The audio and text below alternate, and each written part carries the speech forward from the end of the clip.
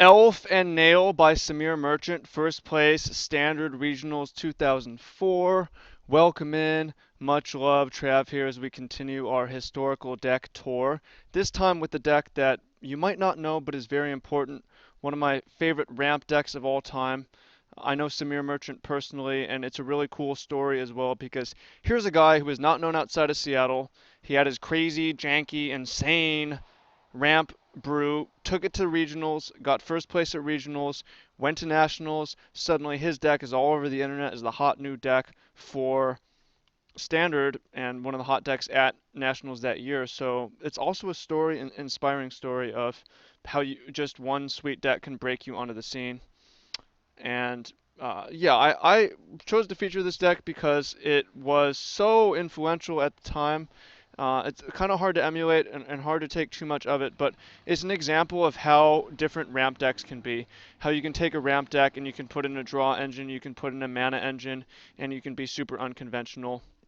Instead of using the Urza package, this goes about, or instead of using rampant growth, this goes a totally different route of actually using Birds of Paradise with Tooth and Nail. So, quick background of the time: standard top decks were Affinity and Goblins, and this kind of came out of nowhere to be pretty good against it. And this was the first version. There was slight modifications and upgrades. So first, let's start with the finish, the payoff. Tooth and Nail, 7 mana. Search your library for up to 2 creatures. Let's scroll down so you can see it.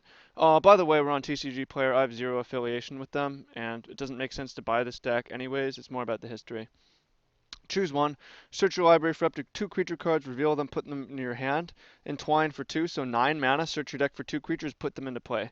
There was no infinite instant win at this point. You had stuff like Darksteel Colossus, 11/11 Trample, Sundering Titan to blow up their lands, Triskelion to shoot their creatures down, Kamal to have a big badass mofo, Duplicant to destroy their creatures, stuff like that. So it's not an instant win, but it's a pretty good payoff. And you randomly have these big bombs you can just cast or put into play from your hand.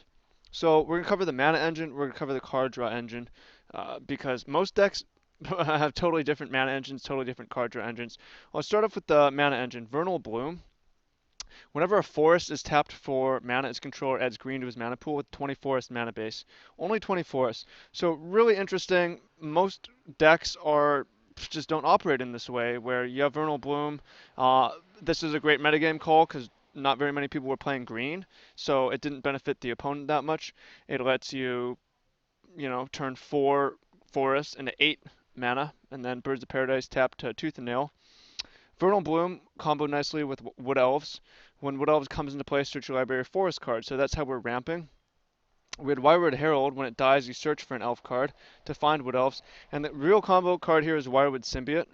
Green and a 1/1. Return an elf you control to its owner's hand to untap a creature and play this ability only once each turn. So you can pick up Wood Elves and put it into play. Then pick it up and put it into play. Pick it up and put it into play.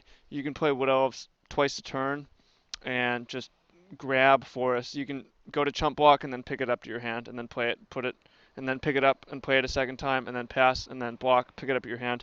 And then you've got tons of forests and you Vernal Bloom and you've got a buck ton of mana.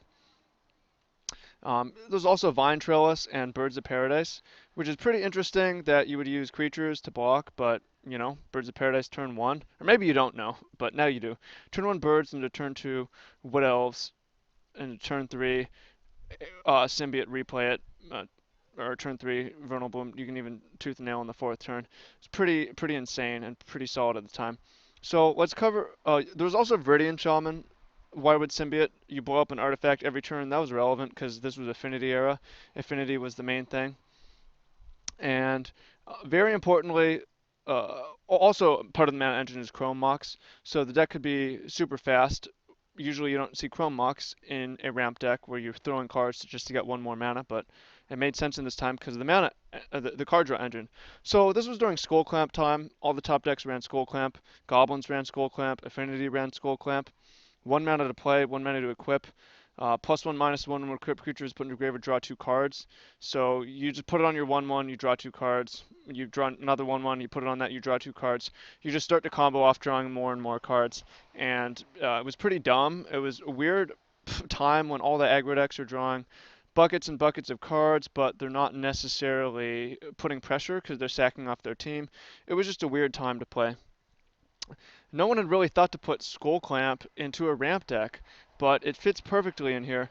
You clamp off your Wirewood Herald, you draw 2 cards, you search for Wood Elves. You clamp off your Wood Elves, you draw 2 cards. You clamp off your Symbiote and draw 2 cards. Clamp off your Birds and draw 2 cards. So this deck draws crazy buckets of cards, has a crazy mana engine, and finishes with Tooth and Nail into this stuff. So you can just tell this is just such a weird, unique deck, and I just love it. I think it's really sweet, and it is actually pretty influential because, well, for a few reasons. Again, it's just different kind of ramp thing. People hadn't really found the Wirewood Symbiote Wood Elves combo. I think the Pro Tour came after this. I could be wrong where you had the yes, where you had yeah, it did come later. Where the broken elf combo deck with Wirewood Symbiote. I believe this is the first time we really saw Wirewood Symbiote being abused, and especially with Wood Elves. Wood Elves had been around a long time and hadn't necessarily done that much. And then this was.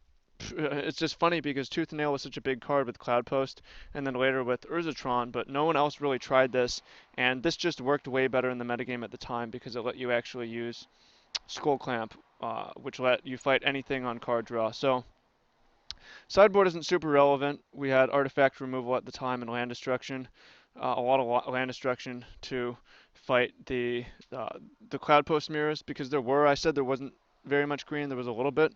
Um, the next evolution of this deck splashed red for Pyroclasm, so it had sweepers, and that is what showed up at Nationals. But I like this deck. Again, not as influential as Prosbloom, as Miracle Grow, as Brian Weissman's The Deck, but it's one of my favorite decks, and it's important to me to showcase different kinds of decks and fun decks.